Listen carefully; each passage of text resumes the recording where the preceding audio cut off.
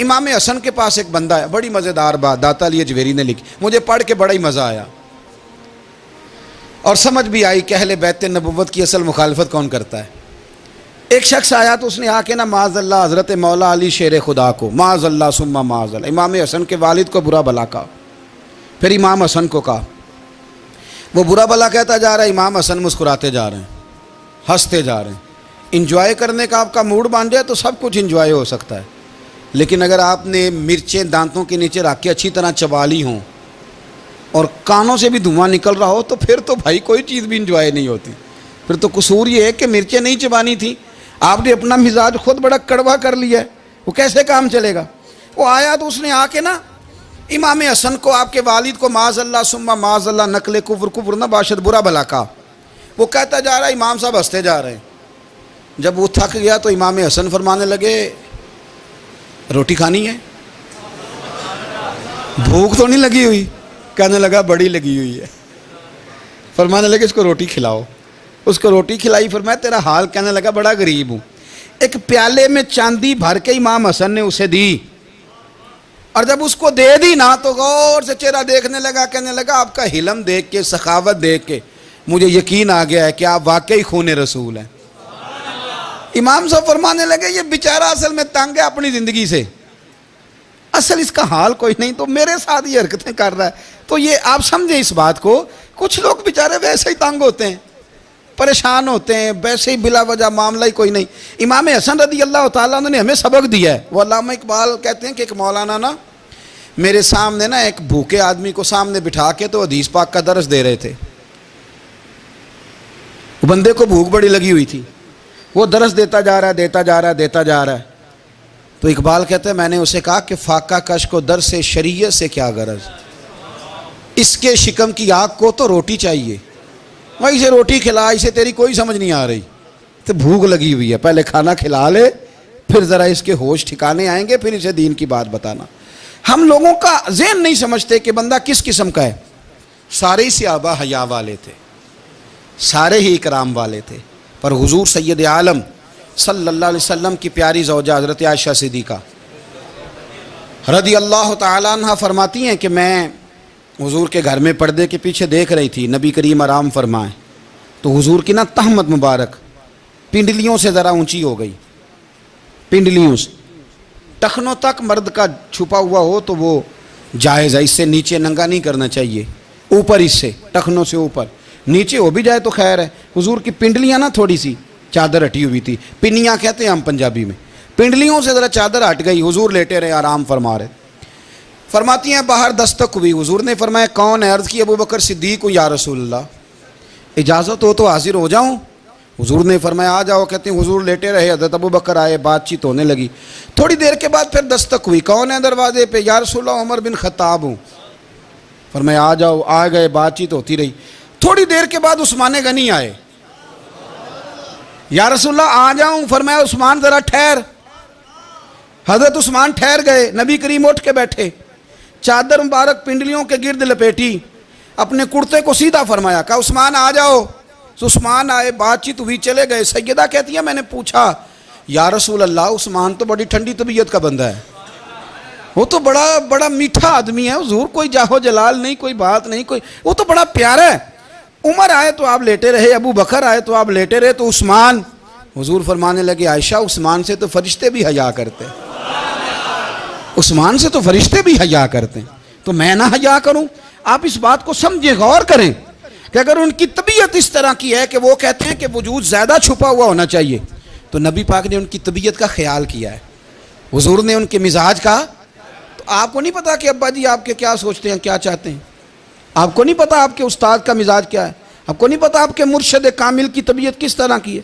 وہ کن باتوں میں راضی ہوتے ہیں، کن میں ناراض ہوتے ہیں، ہمیں سارا پتا ہوتا ہے، لیکن ہم چاہتے ہی نہیں صحیح کرنا معاملات کو۔ ہم اپنے وجود پر تھوڑا سا بوجھ ڈالنا ہی نہیں چاہتے، اپنی طبیعت کو تھوڑا سا تکلیف دینا ہی نہیں چاہتے۔ حضرت صدیق اکبر رضی اللہ تعالی، مالدار آدمی، کروڑوں پتی شخص، لیکن انہوں نے نا ایک موقع پہ پھر ٹاٹ کا لباس بھی پہن لیا۔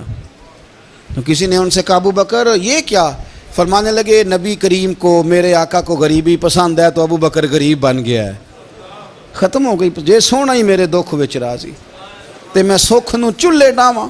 ٹھیک ہو گئی بات. وہ جس حال میں رکھے اس حال میں راضی رہنا ہے.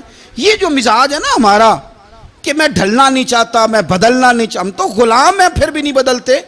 تھوڑا سا خیال کریں. میں کہا کرتا ہوں کہ اماں کو زیادہ نہیں ضرورت پیسوں کی. ہاں ماں تو ماں ہوتی ہے, وہ کو ریٹ لگا کے تیرے سے پیسے مانگے گی. اماں کو تو بس اتنی ضرورت ہے کہ ماں جو کہہ دے جی کر دو. ماں کو تو اتنی ضرورت ہے کہ 2 منٹ رات کو بیٹھ جاؤ پیروں میں, اماں لا تیرے پیر دبا دوں, اتنا ہی کافی ہے. وہ کہے گی اوہو میرا پتر بڑا چنگا. اللہ وہی انج دی اولاد سارے نو دے وے. او بھائی ایسے کر دے. وہ تو سویرے پورے محلے کو ابا جی کو کوئی نہیں ضرورت تیرے پیسوں کی.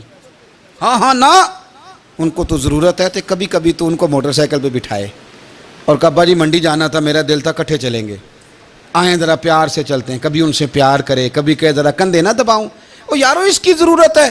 نہیں ضرورت مرشد کامل کو کسی کے پیسوں کی. نہ اللہ جانتا ہے جو کامل آدمی ہوتا ہے اسے ضرورت ہی نہیں ہوتی. اسے تو اتنی ضرورت ہوتی ہے کہ اس نے کہہ دیا سیانے بن جاؤ تو سیانے بن جاؤ. اس نے کہہ دیا نیک ہو جاؤ تو نیک. اس نے کہا ہے کہ آج آ جانا تو پھر اور نہ یار کہاں ضرورت ہے تیری.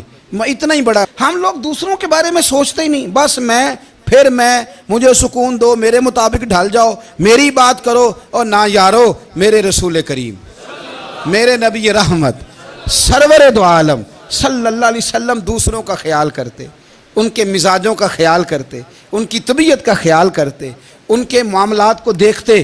میرے رسول پاک علیہ السلام تو دیکھتے کون شخص کس طرح کا ہے, کس رویے کا ہے, کس انداز کا ہے. اس کو اس کے مطابق عزت دیتے, وقار دیتے, نواز دیتے. اس شخص کا اس طرح کا اکرام کرتے. میرے نبی کریم صلی اللہ علیہ وسلم فرماتے ہیں میں نے معراج کی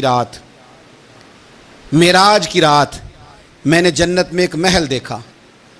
میرا دل کیا میں اندر سے جا کے دیکھوں, پر اس کے دروازے کے قریب گیا تو عمر فاروق کا نام لکھا تھا. فرماتے ہیں میں نے کہا عمر ذرا طبیعت کا سخت ہے. تو اس نے کہنا ہے قانون یہ ہے کہ پہلے اجازت لو پھر کسی کے گھر جاؤ. چلو ہم نہیں جاتے, عمر سے پوچھ کے چلے جائیں گے. گھر جو عمر کا ہے. نہیں آپ کو سمجھ آئی میری بات کی یار, نہیں سمجھے. جن کے قدموں کے صدقے گھر ملا ہے, اگر وہ یہ خیال کرتے ہیں کہ سامنے والے سے پوچھ لینا چاہیے, نہیں آپ نہیں سمجھے. او بھائی جن کے برکت سے وہ مکان ملا ہے, اگر وہ مزاج کا اتنا خیال رکھتے ہیں تو پھر مزاج رسول کا بھی تو خیال ہونا چاہیے نا. پھر مزاج سنو. پھر نبی کریم صلی اللہ علیہ وسلم واپس آئے. حضور نے بتایا وہ عمر تیرا مکان بڑا پسند ہے یار. میں اندر جانے لگا تھا, دروازے پہ حور بھی بیٹھی تھی, جانے لگا تھا اندر.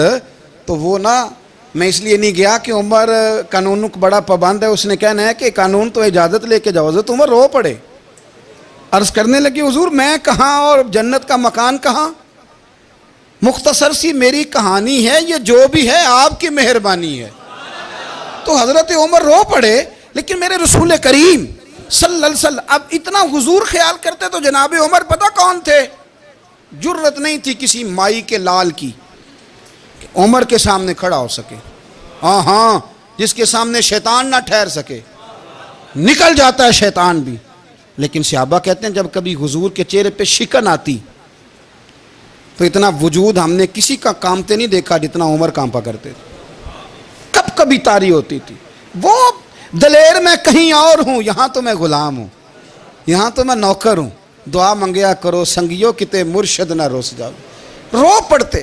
اور طریقہ کیا ہوتا, زمین پہ کونیاں رکھ کے نا, کونیاں گھٹنے, اب میں آپ کو کر کے کیسے دکھاؤں, حدیث صحیح میں موجود. یہ کونیاں زمین پہ رکھ کے نا, جیسے بچے نہیں چلتے, کونیاں دونوں زمین پہ حضرت عمر رکھ دیتے اور یوں کونیاں رکھ کے تو یوں ہاتھ باندھ دیتے حضور کے سامنے, نیچے کونیاں اور ہاتھ باندھتے اور پھر روتے. جب حضور ناراض ہوتے تو کسی اور سے ناراض ہے نبی پاک, عمر سے نہیں, تو یوں دونوں ہاتھ بچھا دیتے, یوں ہاتھ باندھتے اور کہتے رضیت باللہ ربم وبالاسلام دینم ونبینا محمد صلی اللہ علیہ وسلم.